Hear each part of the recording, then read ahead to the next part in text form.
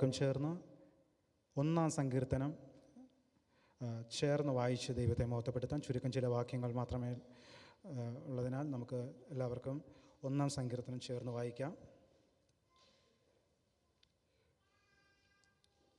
Psalms 1. ദുഷ്ടന്മാരുടെ ആലോചന പ്രകാരം നടക്കാതെയും പാപികളുടെ വഴിയിൽ നിൽക്കാതെയും പരിഹാസികളുടെ ഇരിപ്പിടത്തിൽ ഇരിക്കാതെയും യഹോവയുടെ ന്യായപ്രമാണത്തിൽ സന്തോഷിച്ച് അവൻ്റെ ന്യായപ്രമാണത്തെ രാപ്പകൽ ധ്യാനിക്കുന്നവൻ ഭാഗ്യവാൻ. അവൻ ആറ്റരികത്ത് നട്ടിരിക്കുന്നതും തക്ക കാലത്ത് ഫലം കായ്ക്കുന്നതും ഇലവാടാത്തതുമായ വൃക്ഷം പോലെ ഇരിക്കും. അവൻ ചെയ്യുന്നതൊക്കെയും സാധിക്കും. ദുഷ്ടന്മാർ അങ്ങനെയല്ല, അവർ കാറ്റ് പാറ്റുന്ന പതിർ പോലെയത്രേ. ആകയാൽ ദുഷ്ടന്മാർ ന്യായവിസ്താരത്തിലും പാപികൾ നീതിമാന്മാരുടെ സഭയിലും നിവർന്നു നിൽക്കുകയില്ല. യഹോവ നീതിമാന്മാരുടെ വഴി അറിയുന്നു, ദുഷ്ടന്മാരുടെ വഴിയോ നാശകരം ആകുന്നു. ഈ നല്ല സങ്കീർത്തന മുഖത്തിനായ ദൈവത്തിന് മഹത്വം കരേറ്റാം. Hallelujah, hallelujah, hallelujah. Praise God. എല്ലാവർക്കും ദൈവസന്നിധാനത്തിരിക്കാം.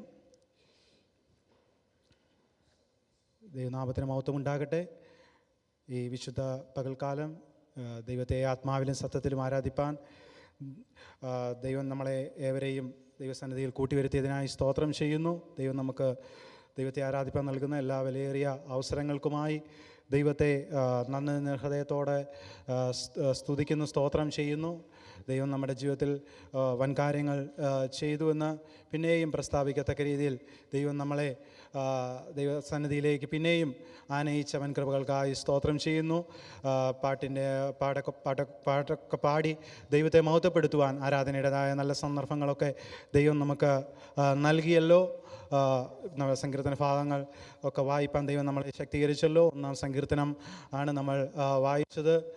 അതിൽ നിന്ന് ദൈവം നമ്മളോട് വ്യക്തമായി സംസാരിക്കട്ടെ. ആവർത്തനം എപ്പോഴും വിരസത കൊണ്ടുവരും. എങ്കിലും 1-ാം സങ്കീർത്തനം നമ്മൾ വായിച്ചു വിടുന്നതിലുപരി ദൈവത്തിൻ്റെ ആത്മാവ് അതിൽ കൂടെയും ചിലതൊക്കെയും പ്രസ്താവിക്കാൻ ആഗ്രഹിക്കുന്നു എന്ന വലിയ പ്രതീക്ഷയോടെ ദൈവസന്നിധിയിൽ ആയിരിക്കാം. കഴിഞ്ഞ ദിവസങ്ങളിലൊക്കെ ദൈവത്തിൻ്റെതായ കരുതലൊക്കെയും നമ്മൾ അനുഭവിച്ച ദൈവമക്കളാണ് ദൈവസന്നിധിയിലായിരിക്കുന്നത്. ദൈവത്തിൻ്റെ വചനം പറയുന്ന പോലെ പുരാതനനായ ദൈവം നമ്മുടെ സങ്കേതമാകുന്നു, കീഴേ ശാശ്വത ഭുജങ്ങളുണ്ട്. ഒരപ്പൻ്റെയും അമ്മയുടെയും കയ്യിലിരിക്കുന്ന കുഞ്ഞു പോലും ചിലപ്പോൾ സ്ലിപ്പായി താഴെ വീണെന്നിരിക്കുക. എന്നാൽ ഈ ശാശ്വത ഭുജത്തിൽ താങ്ങപ്പെട്ടിരിക്കുന്ന നാം ഓരോരുത്തരും ദൈവകരങ്ങളിൽ സുരക്ഷിതരാണെന്ന് നമ്മൾ മനസ്സിലാക്കുക. ശത്രുവിൻ്റെ വിവിധമായ തന്ത്രങ്ങൾ നമ്മുടെ ജീവിതത്തിന് നേരെ ആഞ്ഞടിച്ചു ഇരിക്കുന്നെങ്കിൽ തന്നെയും ദൈവത്തിൻ്റെ കരം നമ്മളെ താങ്ങി വഴി നടത്തുന്നു. പകൽ പറക്കുന്ന അസ്ത്രങ്ങൾ, ഇരുട്ടിൽ സഞ്ചരിക്കുന്ന മഹാമാരികൾ, ഉച്ചയ്ക്ക് നശിപ്പിക്കുന്ന സംഹാരങ്ങൾ, ഇവ ഒന്നും ദൈവത്തെ സേവിക്കുന്ന ഒരു ദൈവജനത്തോട് അടുത്ത് വരാതെ വണ്ണം രാത്രിയാകട്ടെ പകലാകട്ടെ സകല സീസണുകൾക്കുപരിയായിട്ട് നമുക്ക് മീതെ തൻ്റെ കരത്തിൻ്റെ വലയത്തിൽ നമ്മളെ വഹിക്കുന്ന ദൈവത്തിൻ്റെ സംരക്ഷണത്തിലായിരുന്നല്ലോ നമ്മൾ കഴിഞ്ഞ ഒരാഴ്ചയിലൂടെ നീളം സഞ്ചരിച്ചത്. ഈ ഒരു ദിവസം കൂടി ദൈവം നമുക്ക് ദാനമായി തന്ന ദൈവത്തിൻ്റെ വൻകൃപകൾക്കായി ദൈവത്തിന് മഹത്വം കരയേറ്റുന്നു. 1-ാം സങ്കീർത്തനമാണല്ലോ നമ്മൾ വായിച്ചത്. ആ സങ്കീർത്തനത്തിലേക്ക് നമ്മൾ കടന്നു വരുമ്പോൾ ആദ്യം വായിച്ചു തുടങ്ങുന്ന പ്രകാരമാണ്: ദുഷ്ടന്മാരുടെ ആലോചന പ്രകാരം നടക്കാതെയും പാപികളുടെ വഴിയിൽ നിൽക്കാതെയും പരിഹാസികളുടെ ഇരിപ്പിടത്തിൽ ഇരിക്കാതെ. തുടക്കം ഇങ്ങനെ പറയുന്നു: ദുഷ്ടന്മാരുടെ ആലോചന പ്രകാരം നടക്കാതെ. ദുഷ്ടന്മാരുടെ ആലോചന പ്രകാരം നടന്നില്ലെങ്കിൽ പിന്നെ ആരുടെ ആലോചന പ്രകാരമാണ് ദൈവമക്കളാകുന്ന നാം നടക്കേണ്ടുന്നത് എന്നുള്ളൊരു ക്വസ്റ്റ്യനാണ് അവിടെ നമ്മൾ ചോദിക്കേണ്ടത്. നമ്മൾ നടക്കേണ്ടത് ദൈവിക ആലോചന പ്രകാരമാണെന്ന് വ്യക്തമായി നമുക്ക് മനസ്സിലാക്കും. കാര്യം അതിൻ്റെ 2-ാമത്തെ വാക്യ പ്രകാരം കാണുന്നു: യഹോവയുടെ ന്യായപ്രമാണത്തിൽ സന്തോഷിച്ച് അവൻ്റെ ന്യായപ്രമാണത്തെ രാപ്പകൽ ധ്യാനിക്കുന്നവൻ. ദൈവത്തിൻ്റെ ന്യായപ്രമാണത്തിൽ സന്തോഷിച്ച് യഹോവയുടെ ന്യായപ്രമാണത്തിൽ രാപ്പകൽ ധ്യാനിക്കുമ്പോൾ നമ്മൾ ഈ ദുഷ്ടന്മാരുടെ വഴിയിൽ നിന്ന്, പരിഹാസ്യരുടെ ഇരിപ്പിടത്തിൽ നിന്ന് ഒക്കെയും നമുക്കൊരു വേർതിരിവ് സംഭവിക്കുകയാണ് ചെയ്യുന്നത്. കാര്യം ദൈവത്തിൻ്റെ വചനം നമ്മളെ ഈ പാപത്തിൽ നിന്നും അതിൻ്റെതായ താൽക്കാലിക ഭോഗത്തിൽ നിന്നും നമ്മളെ വേർതിരിച്ച് ദൈവത്തിങ്കിലേക്ക് നമ്മളെ ആനയിക്കുവാൻ വേണ്ടി ദൈവത്തിൻ്റെ വചനത്തിലേക്ക് നമ്മൾ മടങ്ങി വന്നാൽ അവിടെയാണ് യഥാർത്ഥ ഉണർവിൻ്റെ ശക്തി, ഉണർവിൻ്റെ വ്യാപാരം വെളിപ്പെടുന്നത്. പലപ്പോഴും നമുക്ക് സഭാമണ്ഡലത്തിൽ, ആത്മീയ മണ്ഡലത്തിൽ, ഈ ആത്മീയ ജീവിതത്തിൽ വരുന്നതായ കുറവ് സംഭവിക്കുന്നതെന്ന് പറയുമ്പോൾ വചനത്തിൽ നിന്ന് നമ്മൾ വേർപെട്ടു പോയി എന്നുള്ളതാണ് പലപ്പോഴും. ദൈവത്തിൻ്റെ വചനത്തിലേക്ക് നമ്മൾ കടന്നു വരുമ്പോൾ ഇവയിൽ നിന്നൊക്കെയും ഈ പറയപ്പെട്ടതായ ദുഷ്ടന്മാരുടെ ആലോചനയിൽ നമ്മൾ നടക്കാതെ ദൈവിക ആലോചനയിൽ നാം ചലിക്കപ്പെടുവാനായിട്ട് ദൈവത്തിൻ്റെ ആലോചന നമ്മളെ വഴികാട്ടുന്ന ഒരു ഗൈഡാണെന്ന് നമ്മൾ മനസ്സിലാക്കുക. ദൈവത്തിൻ്റെ വചനത്തിൻ്റെ ആലോചനയിൽ തന്നെ നമ്മൾ മുന്നോട്ട് പോകണം. എന്നാൽ പലപ്പോഴും പല ദൃഷ്ടാന്തങ്ങളും സങ്കീർത്തനത്തിലാകട്ടെ വിവിധ ബൈബിളിൽ കൂടെ പല ദൃഷ്ടാന്തങ്ങളും നമ്മളോട് പറയുന്നു.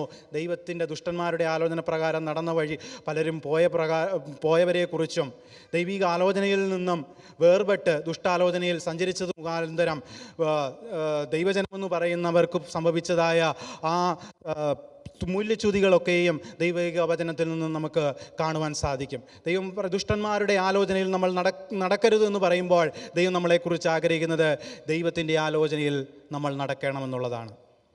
അതിന് സങ്കീർത്തനം അതിൻ്റെ 106 സങ്കീർത്തനത്തിൻ്റെ അതിൻ്റെ 13 വാക്യത്തിലേക്ക് നമ്മൾ കടന്നു വരുമ്പോൾ എങ്കിലും അവർ വേഗത്തിൽ അവൻ്റെ പ്രവൃത്തികളെ മറന്നു, അവൻ്റെ ആലോചനയ്ക്ക് കാത്തിരുന്നതുമില്ല.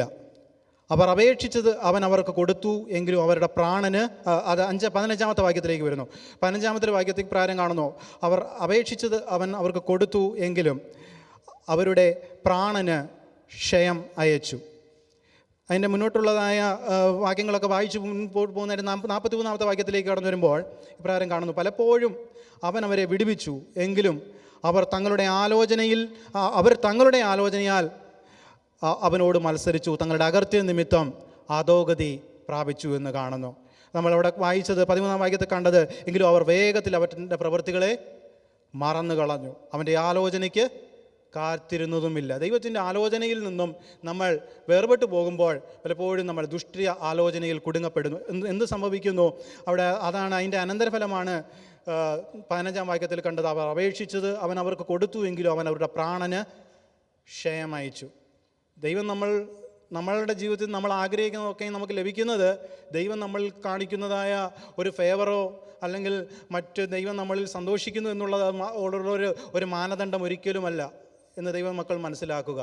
നമ്മൾ ചിലപ്പോൾ ആഗ്രഹിച്ചത് അല്ലെങ്കിൽ ചിലപ്പോൾ പ്രാർത്ഥിച്ചത് നമ്മുടെ ജീവിതത്തിൽ സംഭവിച്ചെന്നിരിക്കാം, നമ്മളുടെ ജീവിതത്തിൽ കിട്ടിക്കൊണ്ടേയിരിക്കുന്നു എന്നിരിക്കാം. പലപ്പോഴും ദൈവം ഈ ഇസ്രായേൽ മക്കളുടെ ദൃഷ്ടാന്തത്തിൽ നിന്ന് നമുക്ക് മനസ്സിലാക്കുന്നത് അവിടെ നമ്മൾ കാണുന്നുവല്ലോ, അവർ അപേക്ഷിച്ചത് അവൻ അവർക്ക് കൊടുത്തുവെങ്കിലും അവരുടെ പ്രാണന് ക്ഷയം വെച്ചു. പലപ്പോഴും സംഭവിക്കുന്നത് ഇതാണ്, നമ്മളെല്ലാ അനുഗ്രഹങ്ങളും എൻജോയ് ചെയ്യുമ്പോൾ തന്നെ നമ്മുടേതായ ആത്മീയ മനുഷ്യന് എപ്പോഴും നമ്മളുടെ ആത്മീയ മനുഷ്യൻ നമ്മൾ മുന്നോട്ട് വരുന്നതിലും താഴോട്ട് പോയിക്കൊണ്ടിരിക്കുന്നതായ അവസ്ഥയാണ്. അതുകൊണ്ടാണ് അവിടെ പറയുന്നത്, സങ്കീർത്തനക്കാരൻ പറയുന്നത്, യഹോവയുടെ ന്യായപ്രമാണത്തിൽ സന്തോഷിച്ച് അവൻ്റെ ന്യായപ്രമാണത്തെ രാപ്പകൽ ധ്യാനിക്കുന്ന മനുഷ്യൻ ഭാഗ്യവാനെന്ന് അവിടെ പറയുന്നത്.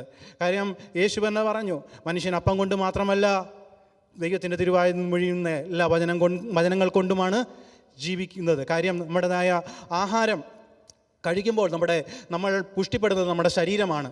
അതേപോലെ ദൈവവചനം നമ്മൾ വായിക്കുമ്പോൾ ദൈവവചനം വായിച്ച് നമ്മൾ ശക്തിപ്പെടുമ്പോൾ നമ്മുടേതായ നമുക്ക് സംഭവിക്കുന്നതായ പുഷ്ടി നമ്മുടെ ആത്മീയ മനുഷ്യനിലാണ്.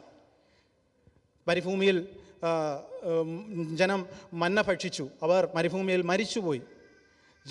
അവർ പാറയിൽ നിന്നുള്ളതായ ജലം കുടിച്ചു, എന്നാൽ അവർ അവരുടെ പട്ടുപോയി. എങ്കിൽ തന്നെ ദൈവത്തിൻ്റെതായ വചനത്തെ പാനം ചെയ്യുന്ന ഈ പാനീയം ആത്മീയമായ പാറയിൽ നിന്നും വരുന്നതായ ആത്മജലം കുടിക്കുന്നതായ ഒരുവനിൽ നിന്ന് ജീവനല്ല വ്യാപരിക്കുന്നത്, അവൻ മുന്നോട്ട് പോകുന്നത് നിത്യജീവങ്കിലേക്കുള്ള നീരുറവുകളായിട്ടാണ് സംഭവിക്കുന്നത്.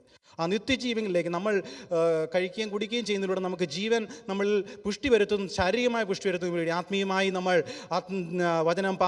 വചനത്തെ നമ്മൾ സ്വീകരിക്കുമ്പോൾ ആത്മീയമായ ആ പാറയിൽ നിന്ന് ആത്മീയ ജനനം പ്രാപിച്ച് ആത്മശക്തി നമ്മൾ ആരാധിക്കുമെന്ന് നമ്മൾ സംഭവിക്കുന്നത് നമ്മൾ ജീവൻ മാത്രം വരികയല്ല, ഒരു നിത്യജീവനെങ്കിലേക്ക് നമ്മൾ ഒരു കുതിച്ച് ചാട്ടം നമ്മുടെ ജീവിതത്തിൽ സംഭവിക്കുകയാണെന്ന് നമ്മൾ മനസ്സിലാക്കുക. അവർ അപേക്ഷിച്ചത് അവർ കൊടുത്തുവെങ്കിലും അവരുടെ പ്രാണന് ക്ഷയം അയച്ചതായ അവസ്ഥ. ഞാൻ മുന്നോട്ട് പോകാനായിട്ട് ആഗ്രഹിക്കുന്നത് ദൈവികാലോചനയിൽ നാം നടക്കണമെന്ന് മനസ്സിലാക്കുക. യൂദയുടെ ലേഖനം അതിൻ്റെ വാക്യത്തിലേക്ക് കടന്നു വരുമ്പോൾ അവർ ദൈവത്തിൻ്റെ കൃപയെ ദുഷ്കാമ പ്രവൃത്തിക്ക് ഹേതുവാക്കി ഏകനാഥന് നമ്മുടെ കർത്താവ് യേശുവിനെ നിഷേധിക്കുന്ന അഭക്തരായ ചില മനുഷ്യർക്ക് നുഴഞ്ഞു വന്നിരിക്കുന്നു എന്നുള്ള ചില ഭാഗങ്ങളൊക്കെ അവരുടെ ഈ ശിക്ഷാവിധി പൂണ്ട്. എന്നിട്ട് അതിൻ്റെ 11-ാം വാക്യത്തിലേക്ക് നമ്മൾ അവിടെ കാണുന്ന എല്ലാം ഞാൻ വാക്യങ്ങൾ പറഞ്ഞു വിട്ടു പോകുന്നതേ ഉള്ളൂ. അവർക്ക് അയ്യോ കഷ്ടം. ഞാൻ പറഞ്ഞു വരുന്നത്, ദൈവികാലോചനയെ വൃഥാവാക്കി മാനുഷികമായ ആലോചനയിൽ സഞ്ചരിച്ച് ദുഷ്ട ആലോചനയ്ക്ക് മുഖം ചായച്ച് മുന്നോട്ട് പോകുമ്പോൾ നമ്മളിൽ സംഭവിക്കുന്നതായ കാര്യങ്ങളാണ് ഞാൻ പറഞ്ഞു വരുന്നത്. അതിൻ്റെ 11-ാം വാക്യത്തിൽ കാരണം അവർക്ക് അയ്യോ കഷ്ടം. അവർ കയ്യിൻ്റെ വഴിയിൽ നടക്കുകയും കൂലി കുതിച്ച് ബിലയാമിൻ്റെ വഞ്ചനയിൽ തങ്ങളെ തന്നെ ഏൽപ്പിക്കുകയും കോരഹിൻ്റെ മത്സരത്തിൽ നശിച്ചു പോവുകയും ചെയ്യുന്നു. അങ്ങനെ അവിടെ അതിൻ്റെ 7-ാമത്തെ വാക്യത്തിലേക്ക് കടന്നു. അതേപോലെ സോദോമും ഗോമോരയും ചുറ്റുമുള്ള പട്ടണങ്ങളും അവർക്ക് സമമായി ദുർജടപ്പ് ആചരിച്ച് അന്യജടം മോഹിച്ച് നടന്നതിനാൽ നിത്യാഗ്നിയുടെ ശിക്ഷാവിധി സഹിച്ചുകൊണ്ട് ദൃഷ്ടാന്തമായി കിടക്കുന്നു. അതാണ് ഞാൻ പറഞ്ഞത്. ഈ കാലഘട്ടത്തെക്കുറിച്ച് നമ്മൾ കമ്പയർ ചെയ്ത് കഴിഞ്ഞാൽ നോഹയുടെ കാലഘട്ടം പോലെയുള്ളൊരു കാലഘട്ടത്തിലാണ് നമ്മൾ സഞ്ചരിച്ചു കൊണ്ടിരിക്കുന്നത്. സോദോമിൻ്റെയും ഗോമോരയുടെയും അതേ പാപം റിപ്പീറ്റ് ചെയ്യപ്പെടുന്നതായ അവസ്ഥയിൽ, നിത്യാഗ്നിയുടെ ശിക്ഷാവിധി സഹിച്ച് ദൃഷ്ടാന്തമായി കിടക്കുന്നതായ അവസ്ഥയിൽ അതിൽ പറയുകയാണ്. അതിൻ്റെ 3-ാമത്തെ വാക്യത്തിൽ യൂദ ഇപ്രകാരം പറയുന്നു: പ്രിയരെ, നമുക്ക് പൊതുവിലുള്ള രക്ഷയെക്കുറിച്ച് നിങ്ങൾക്ക് എഴുതുവാൻ ഞാൻ സകല പ്രയത്നവും കഴിക്കുന്നു. ഒരിക്കലായിട്ട് ഫലമേൽപ്പിച്ചിരിക്കുന്ന വിശ്വാസത്തിനു വേണ്ടി നിങ്ങൾ പോരാടേണ്ടതിനെ പ്രബോധിപ്പിച്ചെഴുതുവാൻ ആവശ്യമെന്ന് എനിക്ക് തോന്നി. പലപ്പോഴും നമ്മൾ ദൈവികാലോചനയിൽ നിന്ന് വേർപെട്ട് ദുഷ്ടൻ്റെതായ ആലോചനയിലേക്ക് വഴുതിപ്പോകുവാനുള്ള സാധ്യതകൾ വളരെയാണ്. എങ്കിൽ തന്നെയും നമുക്ക് മുന്നിൽ വെച്ചിരിക്കുന്നതായ ഓട്ടം സ്ഥിരതയോടെ ഓടത്തക്ക രീതിയിൽ അവിടെ പറയുന്ന യൂദയുടെ ലേഖനത്തിൽ പറയുന്ന പ്രകാരം തന്നെ വിശുദ്ധന്മാർക്ക് ഒരിക്കലായി പരമേൽപ്പിച്ചിരിക്കുന്ന വിശ്വാസത്തിന് വേണ്ടി നാം ഇനിയും പോരാടേണ്ടിയിരിക്കുന്നു. ആ ദൈവകൃപയിൽ നമ്മൾ മുന്നേറണമെന്ന് ദൈവം നമ്മളെക്കുറിച്ച് ആഗ്രഹിക്കുന്നു. ഒരിക്കലും ദൈവത്തിൻ്റെ വചനം അവിടെ കണ്ടതുപോലെ കയ്യിൻ്റെ വഴിയിൽ നടക്കുകയും കൂലി കൊതിച്ച് ബിലയാമിൻ്റെ വഞ്ചന എന്ന് പറയുമ്പോൾ അതൊക്കെ ഒന്ന് വിവരിക്കേണ്ട കാര്യങ്ങളാണ്. കയ്യിൻ്റെ വഴിയെന്ന് പറയുമ്പോൾ ഇന്നസെൻ്റ് നിരപരാധിത്വമുള്ളതായ രക്തം ചീന്തപ്പെടുന്നതായ ഒരവസ്ഥ പറയുമ്പോൾ നമ്മുടെ നിഷ്കളങ്ക നഷ്ടപ്പെടുന്നതായ ഒരവസ്ഥ. ബിലയാമിൻ്റെ വഞ്ചന എന്തിൻ്റെ പുറകെ പോയി? പണത്തിൻ്റെ പുറകെ പോകുന്നതായ അവസ്ഥ. പല ശത്രുവിൻ്റെ തന്ത്രങ്ങൾ നമ്മുടെ ജീവിതത്തിൽ മുന്നിൽ നമ്മളെ വിശ്വാസത്തിൽ നിന്ന് നമ്മളെ വേർപിരിക്കുവാൻ വേണ്ടി വീഴ്ത്തിക്കളയുവാൻ നോക്കുമ്പോൾ ദൈവത്തിൻ്റെ ആലോചനയിൽ നാം മുന്നേറണമെന്ന് ദൈവത്തിൻ്റെ വചനം ഇന്ന് പകൽക്കാലം നമ്മളെ ബുദ്ധി ഉപദേശിക്കുകയാണ് ചെയ്യുന്നത്. നമ്മൾ മുന്നോട്ട് പോകുവാൻ ആഗ്രഹിക്കുന്നു. അതിൻ്റെ യെരമ്യാ പ്രവചനത്തിലേക്ക് നമ്മൾ കടന്നു വരുമ്പോൾ അതിൻ്റെ 23-ാം അധ്യായത്തിലേക്ക് നമ്മൾ കടന്നു വരാം. 23-ൻ്റെ ചില വാക്യങ്ങളൊക്കെ ഒന്ന് വായിച്ച് യഹോവയുടെ ആലോചന പറയുമ്പോൾ സങ്കീർത്തനക്കാരൻ പറയുന്നു, യഹോവയുടെ ആലോചന ശാശ്വതമായും അവൻ്റെ ഹൃദയവിചാരങ്ങൾ തലമുറയായുള്ളതാണെന്ന് പറയുമ്പോൾ ദുഷ്ടൻ്റെ ആലോചനയിലല്ല നമ്മൾ നടക്കേണ്ടത്. ദൈവവചനത്താൽ നാം ശക്തീകരിക്കപ്പെടുമ്പോൾ, ദൈവവചനത്തിലേക്ക് നാം തിരിയപ്പെടുമ്പോൾ ദുഷ്ടാലോചനയിൽ നിന്ന് നാം മാറ്റപ്പെട്ട് ദൈവത്തിൻ്റെ ആലോചനയിൽ തന്നെ നാം നടക്കപ്പെടുവാൻ ഇടയായിത്തീരും. യിരെമ്യാ പ്രവചനം അതിൻ്റെ 23-ാം അധ്യായം 22-ാം വാക്യം വായിക്കുന്നു: അവർ എൻ്റെ ആലോചനാ സഭയിൽ നിന്നിരുന്നുവെങ്കിൽ എൻ്റെ വചനങ്ങളെ എൻ്റെ ജനത്തെ കേൾപ്പിച്ച് അവരെ അവരുടെ ആകാത്ത വഴിയിൽ നിന്നോ അവരുടെ പ്രവൃത്തികളുടെ ദോഷത്തു നിന്നും തിരിപ്പിക്കുമായിരുന്നു. പറയുമ്പോൾ അവിടെ കാണുന്നു, അവർ എൻ്റെ ആലോചന സഭയിൽ നിന്നിരുന്നുവെങ്കിൽ.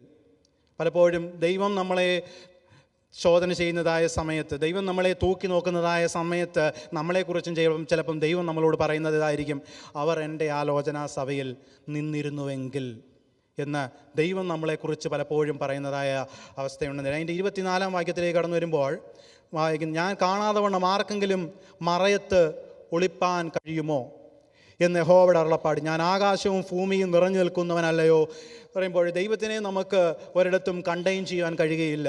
അത്ര സർവശക്തനായ ദൈവത്തിന് മുമ്പാകെ നമ്മൾ ആ ദൈവത്തിൻ്റെ വഴികളിൽ നിന്നും വേർപെട്ട് ദുഷ്ടൻ്റെ ആലോചനാ സഭയിലേക്ക് പോകുന്നവരായിട്ടല്ല, ദൈവത്തിൻ്റെ ആലോചനാ സഭയിൽ നിൽക്കുന്നവരായിട്ട്. ദൈവത്തിന് നമ്മളെക്കുറിച്ച് എന്ത് സംസാരിക്കുവാനുണ്ട്? ഇന്ന് ദൈവസന്നിധിയിൽ നമ്മൾ കടന്നു വരുന്നുവെങ്കിൽ ദൈവത്തിൻ്റെ സന്നിധിയിൽ തന്നെ നമ്മളുടെ ഉള്ളം കൊണ്ട് ദൈവസന്നിധിയിൽ ദൈവത്തോട് നമ്മൾ ചോദിക്കുക, ദൈവമേ, അങ്ങ് എന്നോട് സംസാരിക്കുവാൻ എന്തുണ്ട്? അങ്ങയുടെ ആലോചന സഭയിൽ ഞാൻ നിൽക്കുന്നു, അങ്ങ് എന്നോട് സംസാരിക്കണമേ എന്നുള്ളതായ പ്രാർത്ഥനയോടെ ദൈവസന്നിധിയിലായിരിക്കുക.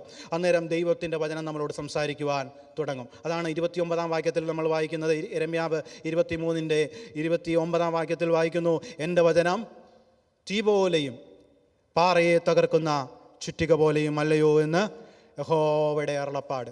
ദൈവത്തിൻ്റെ വചനം നമ്മളെ പണിയുവാനായിട്ട് ആഗ്രഹിക്കും, നമ്മളെ ബിൽഡ് ചെയ്യുവാനായി ആരംഭിക്കും, ദൈവത്തിനെ നമ്മളെ ഫോം ചെയ്യുവാനായിട്ട് ആരംഭിക്കുമെന്ന് നമ്മൾ മനസ്സിലാക്കുക. എനിക്ക് തോന്നുന്നു കഴിഞ്ഞ ദിവസം ഞാൻ സങ്കീർത്തനം ശുശ്രൂഷിച്ചത് 84 സങ്കീർത്തനത്തിനാണെന്ന് തോന്നുന്നു. നിൻ്റെ ആലോചനയാൽ എന്നെ വഴി നടത്തും. പിന്നത്തേതിൽ എവിടേക്കാണ് ദൈവം കൈക്കൊള്ളുന്നത്?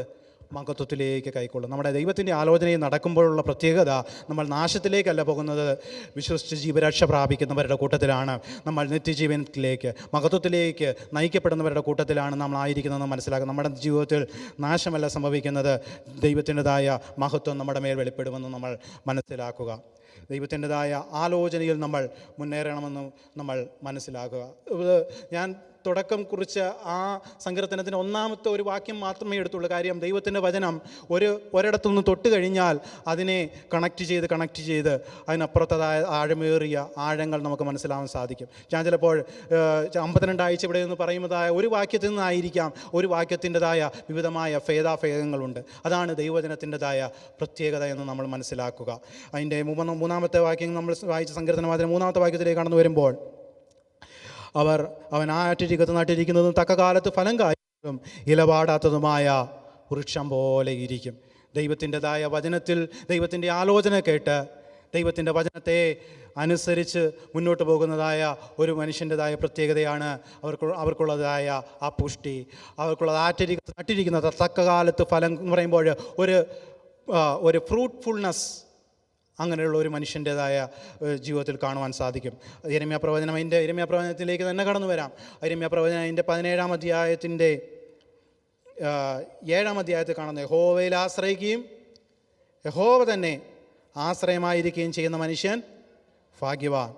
8-ാം വാക്യം, അവൻ വെള്ളത്തിനരികെ നട്ടിരിക്കുന്നതും ആറ്റരികെ ഇരിക്കുന്നതുമായ വൃക്ഷം പോലെയാകും. ഉഷ്ണം തട്ടുമ്പോൾ അത് പേടിക്കുകയില്ല, അതിൻ്റെ ഇല പച്ചയായിരിക്കും, വരൾച്ചയുള്ള കാലത്തും വാട്ടം തട്ടാതെ ഫലം കായ്ച്ചു കൊണ്ടിരിക്കും.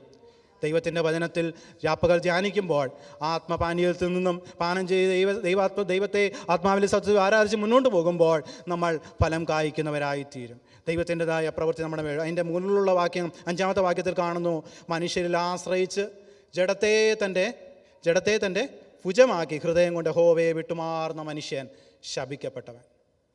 ആ ഒരു അവസ്ഥയിൽ നമ്മൾ വരികയല്ല ചെയ്യുന്നത്. യഹോവയെ തന്നെ ആശ്രയം വെച്ച് യഹോവയെ തന്നെ മുറുകെ പറ്റിക്കൊണ്ട് നമ്മൾ മുന്നോട്ട് പോകുന്നുവെങ്കിൽ ദൈവത്തിൻ്റെ ആലോചനകളാൽ ദൈവം നമ്മളെ ഈ പകൽക്കാലവും വഴി നടത്തും. ദൈവസന്നിധിയിൽ ദൈവത്തിൻ്റെ ആലോചനയ്ക്ക് മുമ്പായി നമ്മളെ തന്നെ സമർപ്പിച്ചു കൊടുക്കുക. വിവിധ വചനത്തിൻ്റെ ഭാഗങ്ങൾ നമ്മൾ കേൾക്കുവാനിടയായിരുന്നല്ലോ. ദുഷ്ടൻ്റെതായ ആലോചന സഭയിലല്ല നിൽക്കുന്നത്, ദൈവത്തിൻ്റെ ആലോചന സഭയിൽ നിന്ന് ദൈവം നമ്മളോട് എന്ത് സംസാരിക്കുവാൻ ആഗ്രഹിക്കുന്നോ അതനുസരിച്ച് നമ്മുടെ കാലടികൾ എടുത്തു വെച്ച് മുന്നോട്ട് പോകുവാൻ നമ്മൾ കഴിയട്ടെ എന്ന് പ്രാർത്ഥിക്കുന്നു. അങ്ങനെ കഴിയുമെങ്കിൽ നമുക്ക് ജയോത്സവമായ ക്രിസ്തു ജീവിതം നയിപ്പാൻ നമുക്കിടയായി തീരും. ദൈവവചനങ്ങളാൽ നമ്മളെ അനുഗ്രഹിക്കുമാറാകട്ടെ. സമനുവദിച്ച ദൈവദാസനും ദൈവസഭയുള്ള നന്ദിയും അറിയിക്കുന്നു. സ്തോത്രം.